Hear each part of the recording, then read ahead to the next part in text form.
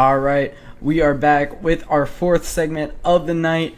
We're really flying through this one tonight. I've been enjoying the topics that we've talked about, so it feels like this one has really flown by. But now we're talking about Patrick Reed, the current LIV golfer and former 2018 Masters champion.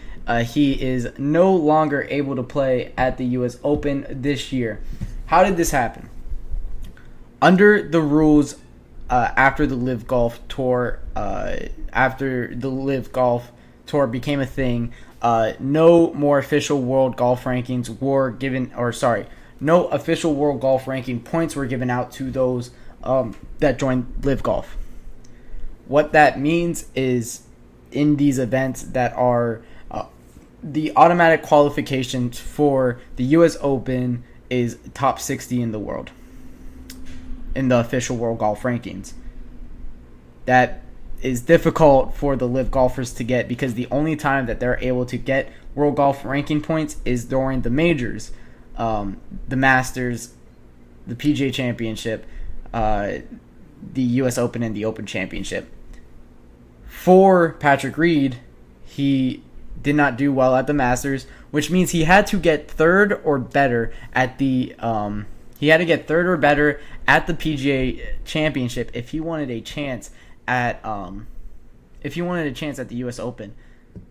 That's very difficult for this guy to get, and of course he doesn't do so, which means his streak of majors came to an end. He played in every single major since the 2014 Masters, meaning over a decade of consecutive major championship is coming to an end for this guy. A very polarizing figure, but this really does open up a big conversation about, is this kind of fair?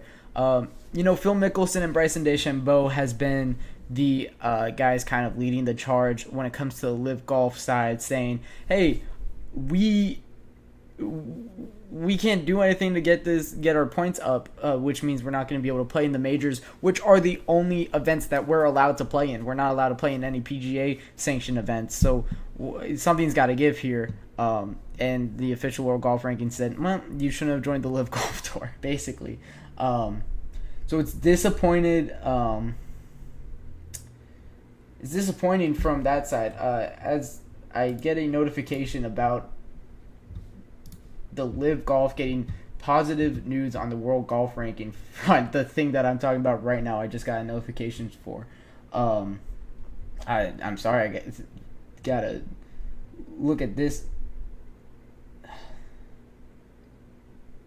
That will definitely be something I talk about tomorrow in my shorts, as there is new news coming from the official world golf rankings when it does come to LIV golfers. I did not read the entire article as it is a new one, and I do want to get the most accurate information for you guys, but that's interesting. That's something I'll keep an eye out for, see if that changes. The conversation that we are having right now is what I just got a notification for. But anyways, as I was saying, it's difficult for these guys from the LIV Golf to be able to make it into these majors that are sanctioned by, the official world golf rankings having that top 60 automatic qualifications.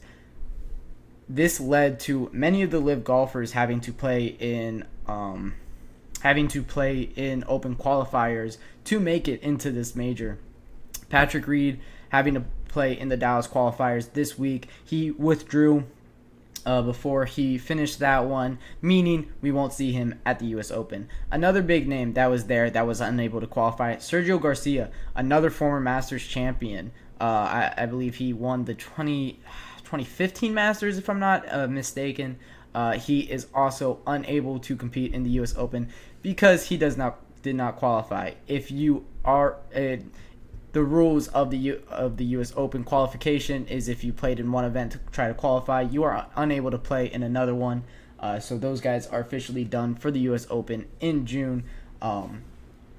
It's very disappointing for these guys who, are used to playing in the highest golfing events in the world. Of course, Patrick Reed is a person that a lot of people around the world of golf do not like, so a lot of people are expressing their happiness towards this, but it is it is very disappointing for him, for Patrick Reed, who has played in 42 straight major championships.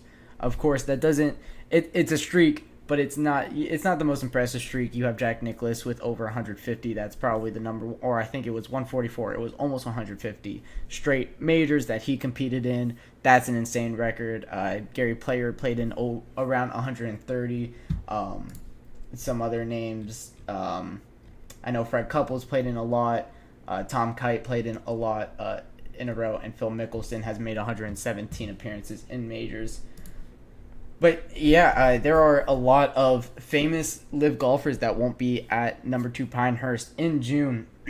That list is, of course, Patrick Reed, Sergio Garcia, who failed to qualify in the Dallas one. You also have Taylor Gooch, who failed to qualify for the U.S. Open. Louis Oosthuizen, not able to qualify, and Bubba Watson, the former 2-time Masters champion in 2012 and 2014, did not qualify and is unable to compete in the U.S. Open. There's also names like Ian Poulter, Paul Casey, Thomas Peters, all unable to qualify for the U.S. Open. So there's a lot of names. There's also Carlos Ortiz, Caleb Surratt, Kevin Na, Danny Lee, Abraham Ancer, and Brendan Steele. All of those live golfers. All of those are live golfers who failed to qualify. There was only 11 spots up for grabs for the qualification, for open qualifications, and that means it was very hard for these guys to do so.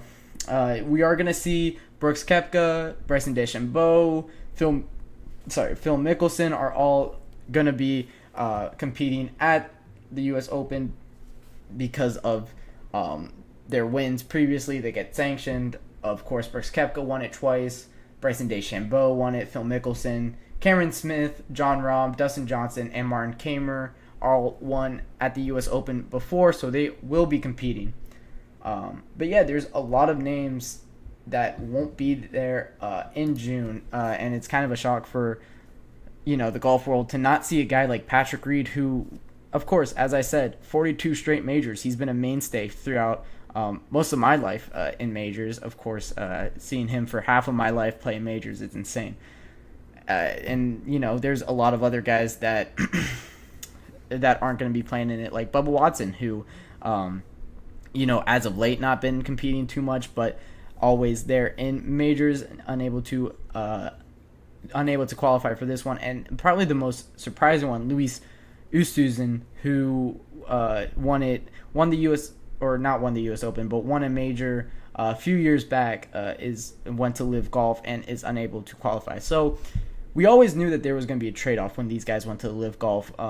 Of course, the number one thing that we knew that was going to happen was them not playing in PGA sanctioned events. But this is the next kind of thing on the list. Not seeing these guys in majors is a huge shock. A lot of people are talking about the merger now, and I think this is the time that we really should have this conversation. With the merger, I feel like it's kind of inevitable at this point. So the guys on the PGA side who didn't take the pay jump for going to live, I feel like you can't be too upset anymore. Of course, last year that was the big conversation. Now, for the guys that didn't take the pay jump, it is understandable to be really, really upset. However, I don't think that you can still be very upset, due to this is inevitable. The merger is going to happen. So a lot of, seeing what Bryson DeChambeau did at the PGA Championship, it made a lot of people like him again.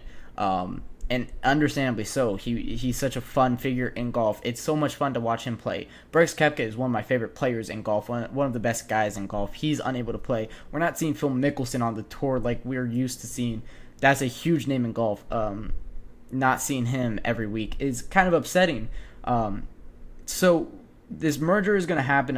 It's inevitable, basically, for this merger to happen. It's just, a matter of when. For me, I would love to see it sooner than later, though.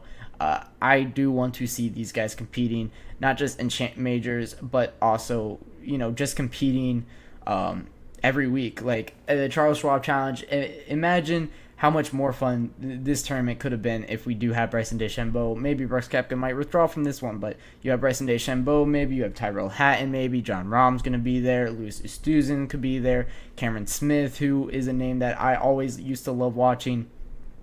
They are not able to play in just these events. We're not going to see any of these guys at the Memorial in a couple of weeks. We never see these guys at the Players' Championship. It's unfortunate, and it kind of feels like us viewers are getting robbed a little bit when it comes to these guys in just week-to-week golfing events. So, that's my 2 cents on it. I do want to see this merger happen eventually because these guys are all fun to watch. Golf is at the best place possible when the field is as stacked as possible, right? When we're looking at the leaderboard for the Charles Schwab, Davis Riley, Martin Laird, Charlie Hoffman, Hayden Buckley, all these guys are PGA guys, but 150 in the FedEx Cup ranking, 72 in the FedEx Cup ranking, 151 in the FedEx Cup ranking, 131 in the FedEx Cup ranking. Like, these guys are very low names in golf. They won't be They wouldn't be nearing this height if we had the stacked fields like we used to have in 2020 or 2021 with Dustin Johnson, Brooks Koepka, Bryson DeChambeau, John Rahm, Rory McIlroy, Scotty Scheffler, Tony Finau, Xander Schauffele. Like, the list goes on and on and on. It's unfortunate not seeing that.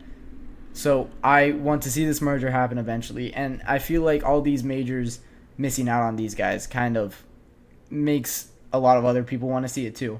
But yeah, that's my take on that. When I come back, we'll be talking about my